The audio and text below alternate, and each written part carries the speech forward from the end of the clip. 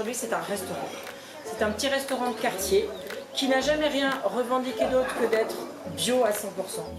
On voulait faire un petit peu d'épicerie où l'idée était de revendre le pot d'ail des ours et le morceau de fromage qui permettait de faire la même tartine que ce qu'on mangeait ici sur place avec la même salade qui accompagnait, voilà, que les gens puissent venir manger mais aussi refaire chez eux.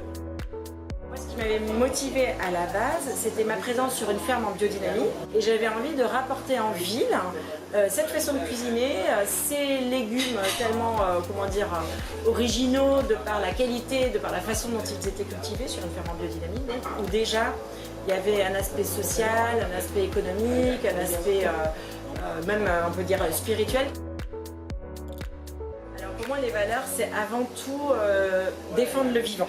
Mais le vivant dans toute sa conception, c'est-à-dire le vivant végétal, utiliser des légumes qui ont été cultivés non seulement avec amour mais avec respect et avec un soin de la terre particulier, puisque la biodynamie, c'est pas seulement produire de façon rentable des produits de qualité pour les humains, c'est aussi guérir la terre en y apportant un soin particulier.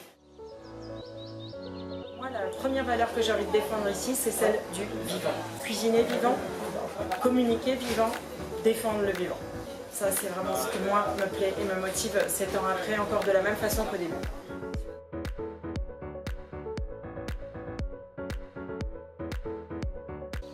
Suite à la demande de clients, d'ailleurs, on a organisé ce qu'on a appelé l'AMAP. C'est ce partenariat-là qui a aussi un aspect social et solidaire qui m'intéressait beaucoup.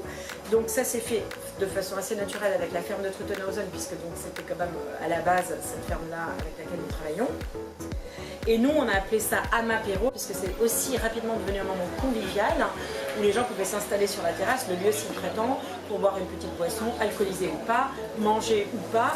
Et l'Amapéro, maintenant depuis quelques années, est devenu un moment fort de la semaine pour Cruterbe et pour la ferme de Truttenhausen.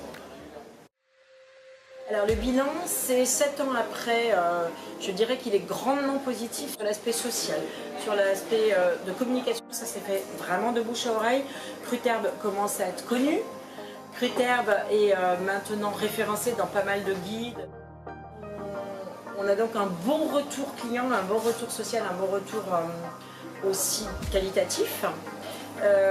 Ça a été aussi très précieux sur l'aspect pédagogique qui compte pour moi, puisqu'à la base je suis enseignante et que toutes les personnes qui ont travaillé ici, il y a eu vraiment une espèce de relais et d'idée de transmission pédagogique qui moi m'a beaucoup intéressée.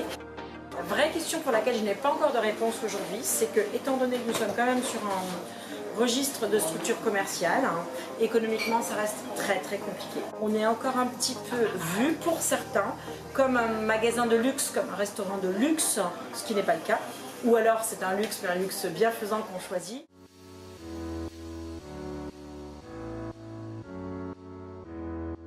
Il y a une chose qui pour moi est très importante, c'est de dire aux gens, quelle que soit votre mission, votre vocation, à partir du moment où elle est évoquée, où elle s'éveille en vous, n'ayez pas peur.